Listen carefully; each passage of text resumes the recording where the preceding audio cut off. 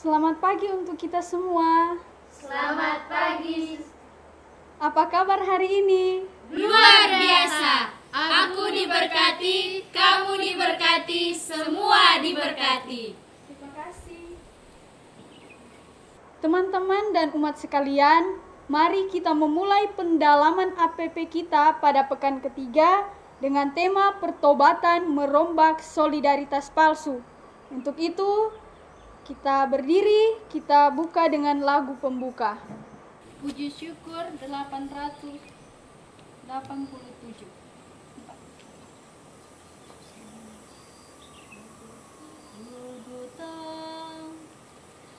Golgota tempat Tuhanku disalib dan dicela agar dunia damai pula dengan Allah Khalifnya.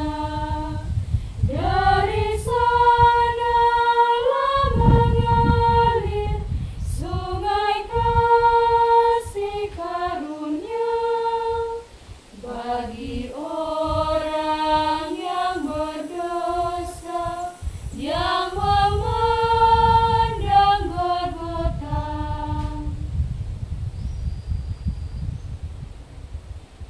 Dalam nama Bapa dan Putera dan Roh Kudus.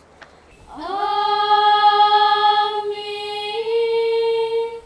Semoga rahmat Tuhan kita Yesus Kristus selalu beserta kita. Sekarang dan selama-lamanya. Silakan duduk. Umat beriman terkasih, kini kita sudah memasuki pekan Prapaskah ketiga. Tema APP pekan ini yaitu pertobatan merombak solidaritas palsu.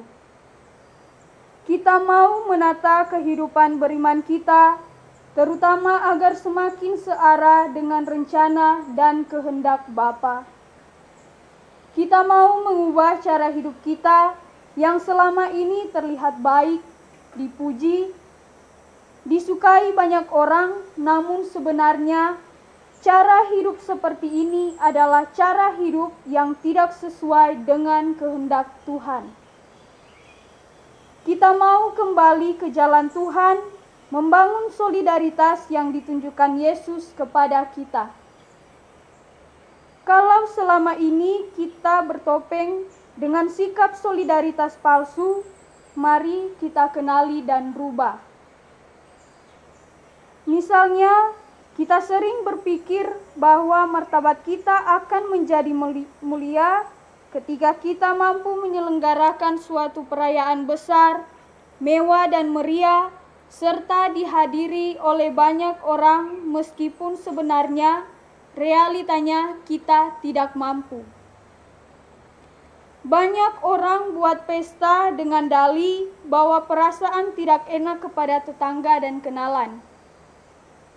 Mereka sudah mengundang kita, jadi kita juga mesti berpesta dan mengundang sebanyak mungkin orang.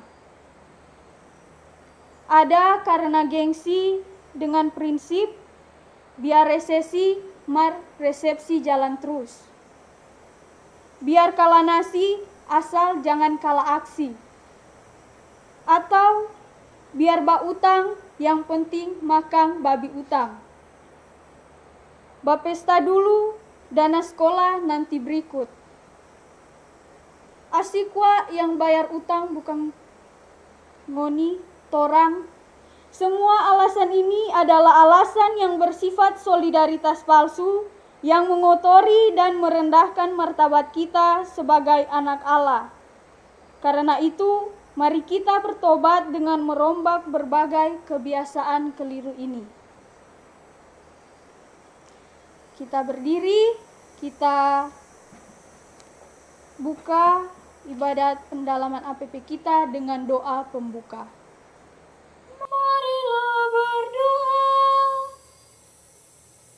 Allah Bapa yang Maha Belas Kasih, Engkau telah menunjukkan solidaritas-Mu yang paling sejati melalui Yesus Putra-Mu yang rela menderita dan wafat di kayu salib. Ajarilah kami untuk memiliki sikap bela rasa dan solidaritas yang sejati, dan bukan solidaritas palsu yang hanya mementingkan aspek lahiriah. Semoga kami selalu menyadari bahwa betapa mulia martabat kami. Demi Kristus Tuhan dan pengantara kami. Amin. Kita mendengarkan bacaan kitab suci. Semoga Tuhan beserta kita sekarang dan selama-lamanya. Inilah Injil Tuhan kita Yesus Kristus menurut Yohanes. Dimuliakanlah Tuhan. Kita baca bergantian. Ketika hari raya Paskah orang Yahudi sudah dekat, Yesus berangkat ke Yerusalem.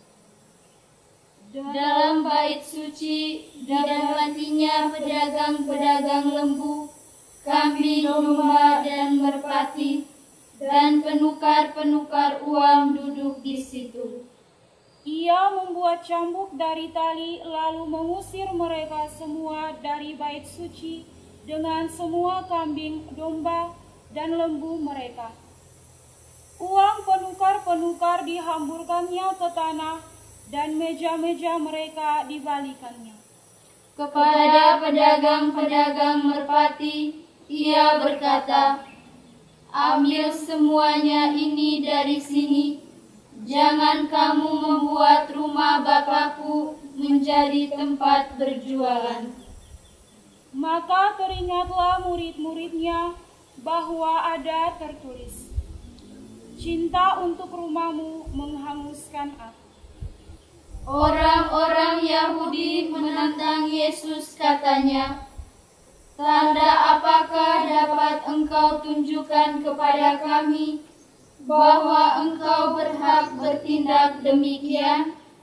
Jawab Yesus kepada mereka, "Rombak bait Allah ini, dan dalam 3 hari aku akan mendirikannya kembali."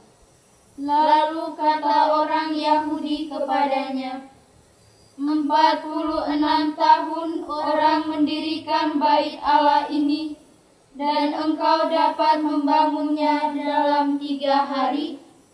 Tetapi yang dimaksudkannya dengan bait Allah ialah tubuhnya sendiri. Kemudian sesudah ia bangkit dari antara orang mati, barulah teringat oleh murid-muridnya bahwa hal itu telah dikatakannya, dan mereka pun percayalah akan kitab suci dan akan perkataan yang telah diucapkan Yesus. Dan sementara ia di Yerusalem selama hari raya Paskah, banyak orang percaya dalam namanya karena mereka telah melihat tanda-tanda yang diadakannya. Tetapi Yesus sendiri tidak mempercayakan dirinya kepada mereka karena ia mengenal mereka semua. Dan karena tidak perlu seorang pun memberi kesaksian kepadanya tentang manusia, sebab ia tahu apa yang ada di dalam hati manusia. Demikianlah Injil Tuhan. Terpujilah Kristus.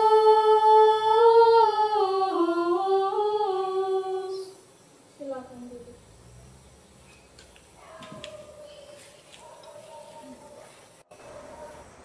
Saudara-saudari terkasih, mari kita mendalami tema pekan ini dengan tema pertobatan merombak solidaritas palsu.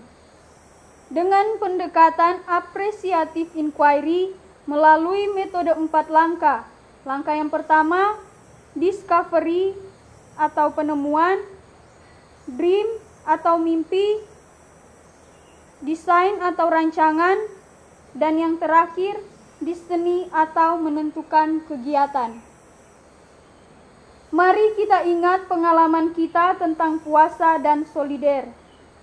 Apa kekuatan dan nilainya? Lalu kita berbagi cerita. Saudara-saudari, mari kita mengingat kembali cara hidup orang tua-tua kita dahulu. Mereka hidup pada zaman yang masih mempraktikkan sistem barter, bertukar barang atau benda tanpa memperhitungkan nilai barang. Bila ada kedukaan, maka keluarga-keluarga berbondong-bondong datang di rumah duka. Segala aktivitas fisik secara otomatis berhenti. Tidak ada yang pergi ke kebun karena desa atau kampung sementara berduka. Keluarga-keluarga dengan semangat solidaritas membawa barang, bahan makanan, dan apa saja yang bisa membantu keluarga berduka. Demikian halnya banyak orang tua yang bekerja keras, tidur di kebun cari uang untuk membiayai anak sekolah atau kuliah.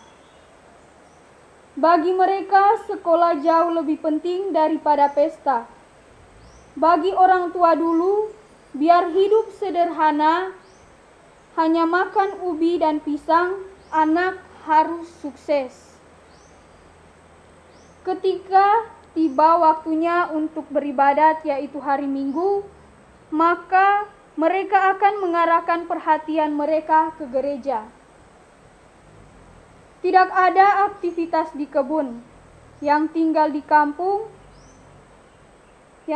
di kebun harus kembali ke kampung untuk masuk gereja. Mereka tidak berpendidikan tetapi mampu membedakan skala nilai yang penting dan mendesak selalu didahulukan. Mereka memiliki sikap bela rasa yang tinggi. Sungguh, inilah solidaritas yang benar, yang sejati, dan bukan solidaritas yang palsu. Dalam Injil diceritakan bagaimana Yesus berbela rasa, solider dengan orang yang mau menggunakan bait Allah sebagai tempat berdoa dan beribadah. Yesus tidak mau orang-orang menjadikannya sebagai pasar dan tentu mengganggu yang lain. Yesus mau menegaskan bahwa jauh lebih penting membangun bait Allah rohani daripada bait Allah insani. Yesus mau mengajarkan tentang nilai yang lebih tinggi dan mulia. Ada yang masih ingat langkah pertama apa? Discovery. Ya, ternyata ada yang masih ingat. Langkah yang pertama ini, ada yang mau sharing? Saya. Nah, Sister Mikaela, saya persilakan. Terima kasih Sister Syanda. Saya memiliki pengalaman. Waktu saya SMA di Negeri 9 Malinau, Kalimantan Utara, saya sering mendapat beasiswa dan juga kiriman dari orang tua dan dari keluarga terdekat. Dengan uang itu, saya sering memakainya untuk kepentingan diri saya sendiri. Dengan cara mentraktir-traktir teman, jalan ke sana kemari, sampai saya lupa akan tanggung jawab saya, itu sekolah dengan baik. Akibatnya, uang sekolah saya tunda, membayar kos saya juga ditunda, dan membuat beban lagi untuk orang tua saya. Padahal mereka di rumah besar harapan mereka kepada saya. Itu supaya saya sekolah dengan baik dan menjadi orang yang berguna. Saya sadar akan perbuatan saya itu. Sehingga saya ingin merubah kembali perbuatan saya itu dengan memberikan yang terbaik kepada mereka. Sekian, terima kasih. Terima kasih Suster Mikaela. Ada yang mau sharing lagi? Saya. Suster Eleonora, saya persilakan. Terima kasih Suster Syandar. Selamat pagi. Selamat pagi, Suster. Apa kabar? Luar biasa. Baik. Terima kasih. Saya akan menceritakan pengalaman saya. Waktu saya masih sekolah, saya tinggal di asrama.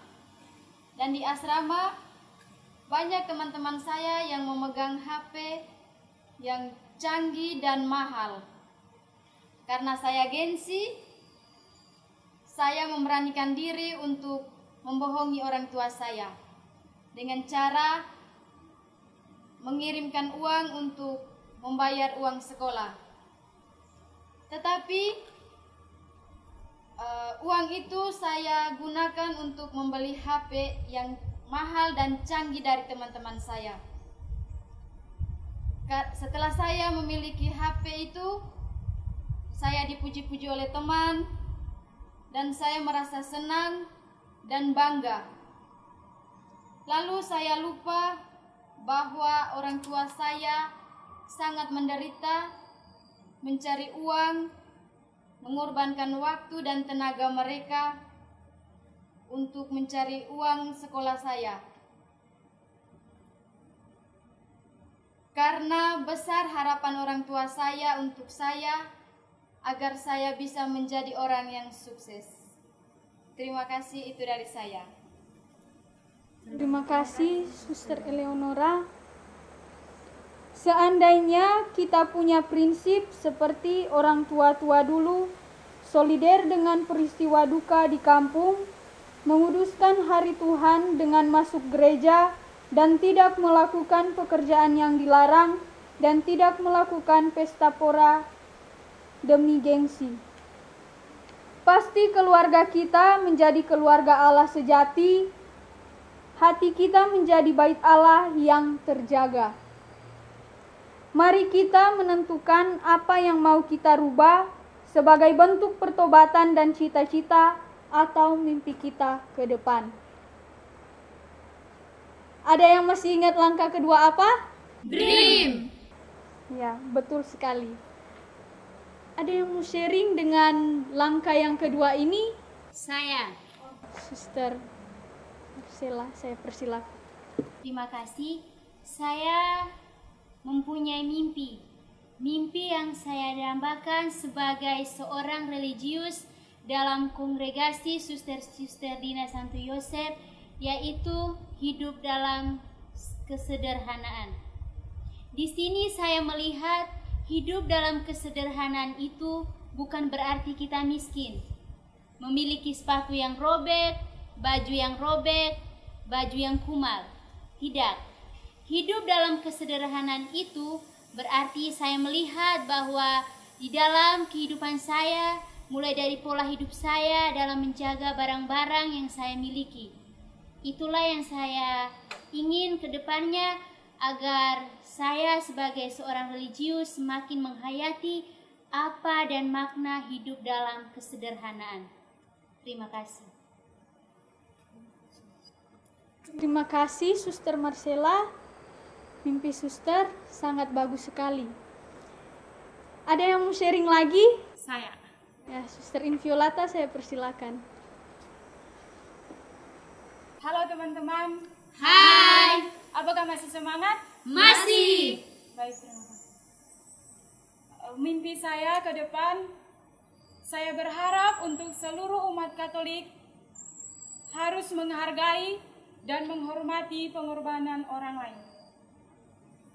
Karena semenjak saya berada di sini, seringkali komunitas kami diundang untuk pergi mengikuti pesta-pesta dan acara-acara di rumah umat maupun acara-acara di gereja.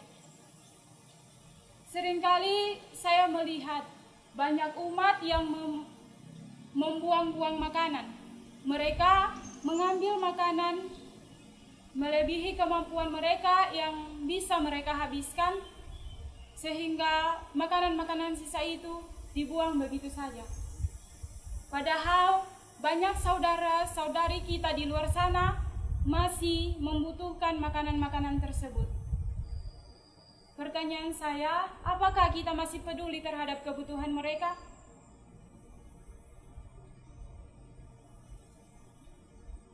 Dan di sini saya berharap untuk kita semua umat Katolik lebih menghargai dan menghormati arti pengorbanan dari Tuan Pesta. Terima kasih.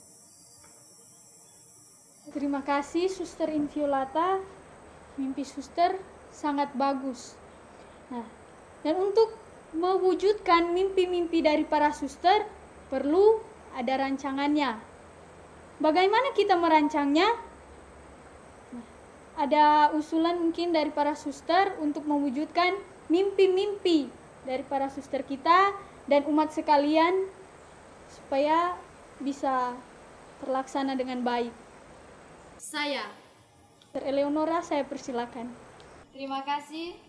Saya akan memberikan usulan untuk mewujudkan mimpi-mimpi dari Suster Inviolata.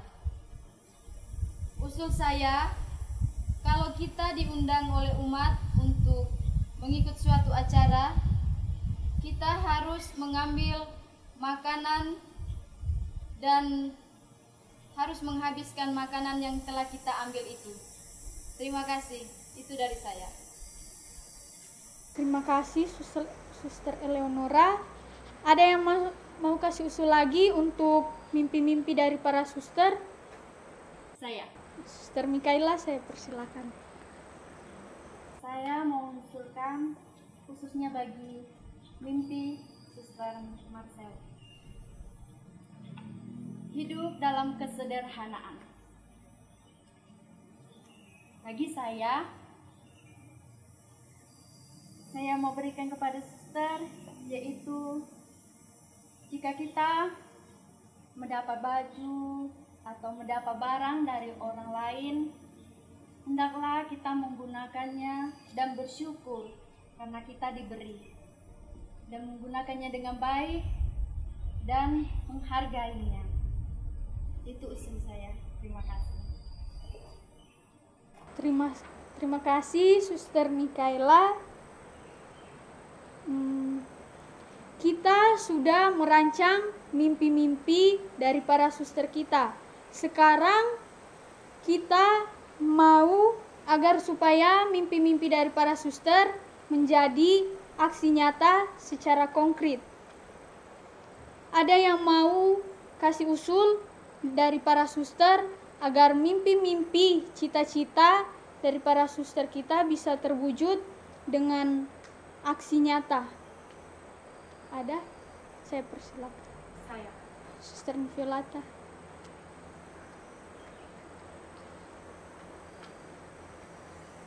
Usul saya untuk melakukan aksi nyata dalam mencapai mimpi saya tadi, saya mau mengajak umat sekalian secara khusus untuk Tuan Pesta agar sebelum makan harus diumumkan bahwa makanan-makanan yang sudah diambil harus dihabiskan. Namun lebih sopan lagi kalau ditulis dan ditaruh pada meja-meja makan. Dan tulisannya berupa mengambil makanan secara bebas namun harap dihabiskan. Terima kasih.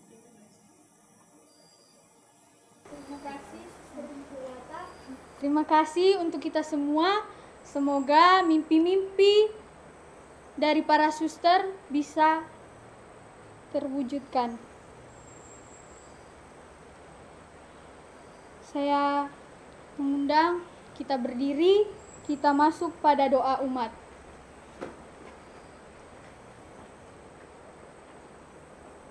Mari kita doakan secara spontan wujud dan niat kita teristimewa untuk pembaharuan dan pertobatan diri kita dari sikap solidaritas palsu dan kehendak kita untuk meningkatkan semangat bela rasa. Bagi para pemimpin gereja, Allah Bapa yang Maha Baik, kami bersyukur kepadamu atas anugerah dan rencanamu kepada kami selalu. Kami berdoa bagi para pemimpin gereja, khususnya Bapak Paus, para uskup dan para imam. Lindungilah mereka selalu Bapa dalam menjalankan tugas mereka sebagai gembala umat.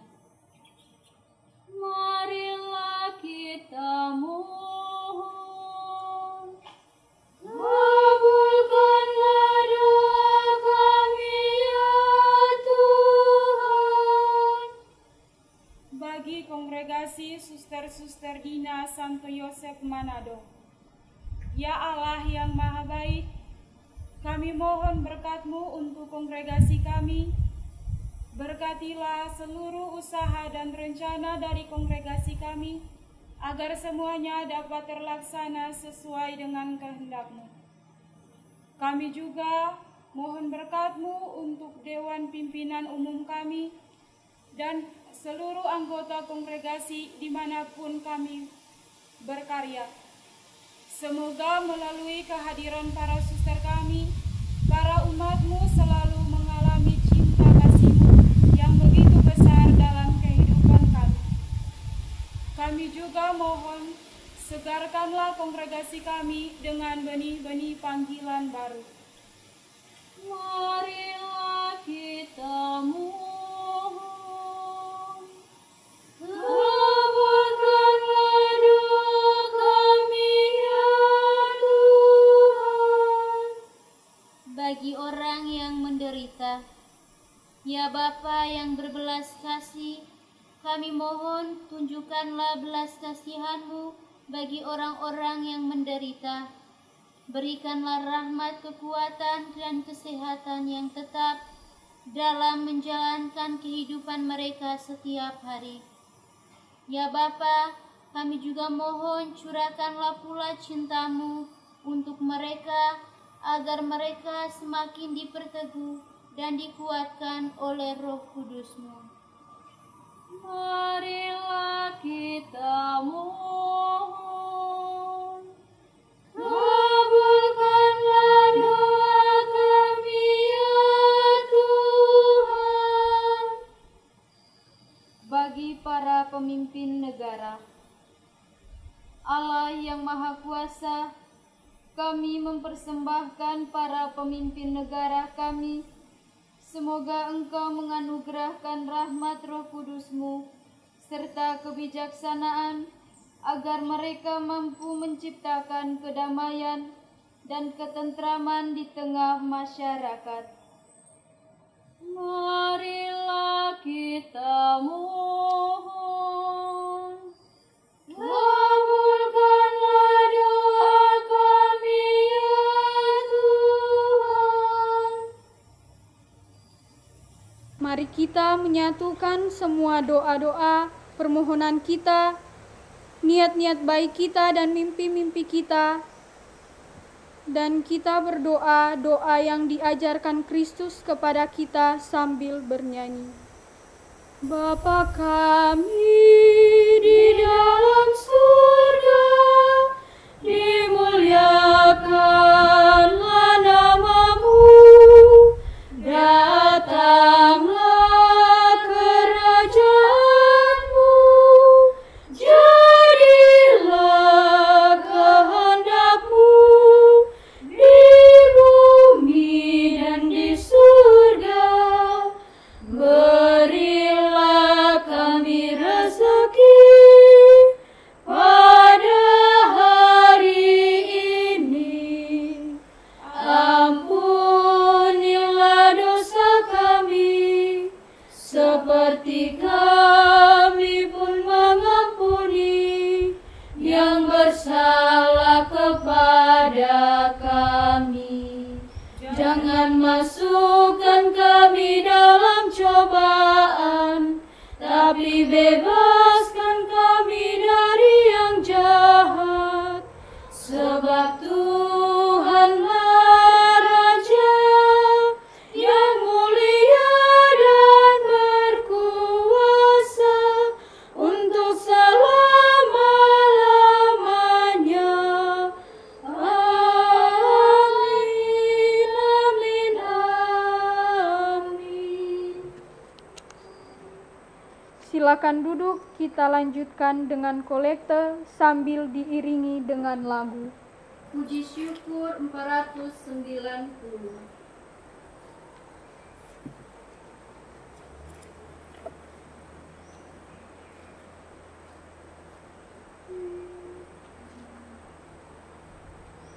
Dulu Yesus berpuasa 40 hari lamanya.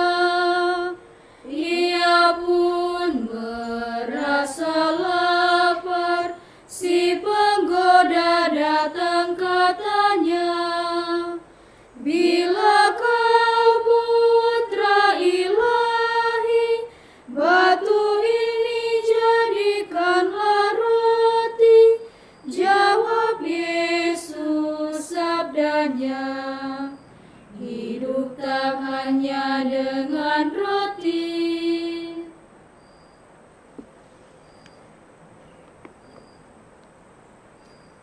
Teman-teman dan umat sekalian, kita masuk pada bagian katekese. Ayo kita mengenal statuta Keuskupan Manado lebih dekat dengan harta benda gereja pasal 208 tentang kolekte.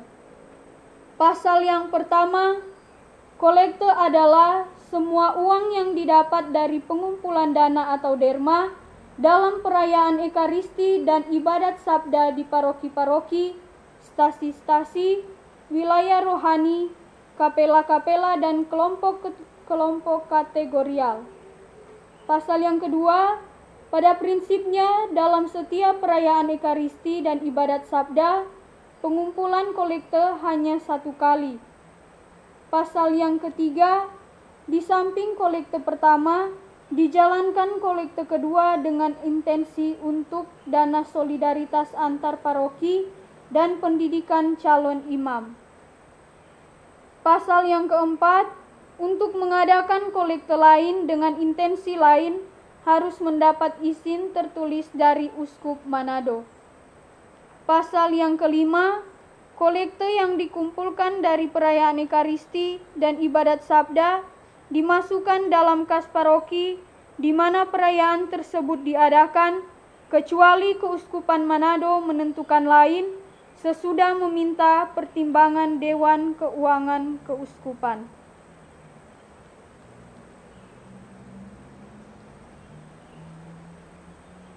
Kita bangkit berdiri, kita menutup ibadat pendalaman APP ini dengan tema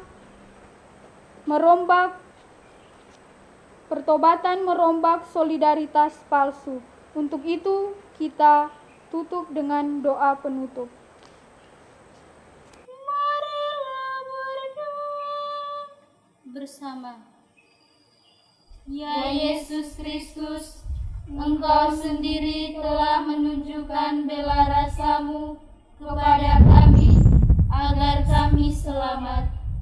Kami telah berkomitmen secara pribadi, keluarga, dan komunitas basis untuk membangun kembali kemauan bela rasa serta solider dengan sesama. Bantulah kami ya Tuhan, agar kami menjadi rasul-Mu yang setia dalam bela rasa serta bangga dalam solidaritas dengan orang lain. Karena Engkaulah Tuhan kami, kini dan sepanjang segala masa. Amin. Kita mohon berkat Tuhan. Semoga kita sekalian, segala rencana dan tugas perutusan kita, dibimbing oleh berkat Allah yang Maha Kuasa, dalam nama Bapa dan Putera dan Roh Kudus. Amin.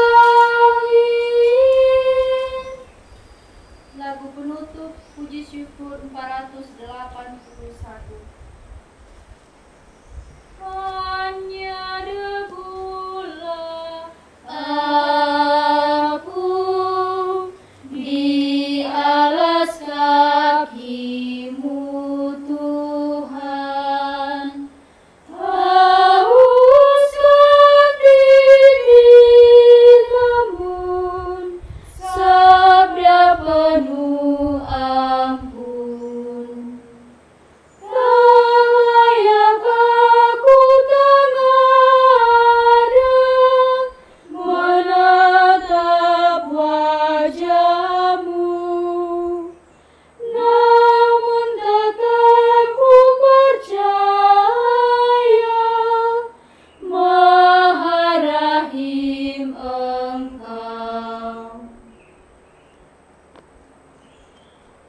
teman-teman dan umat sekalian, dengan ini ibadat pendalaman APP kita pada pekan ketiga sudah selesai. Syukur kepada Allah.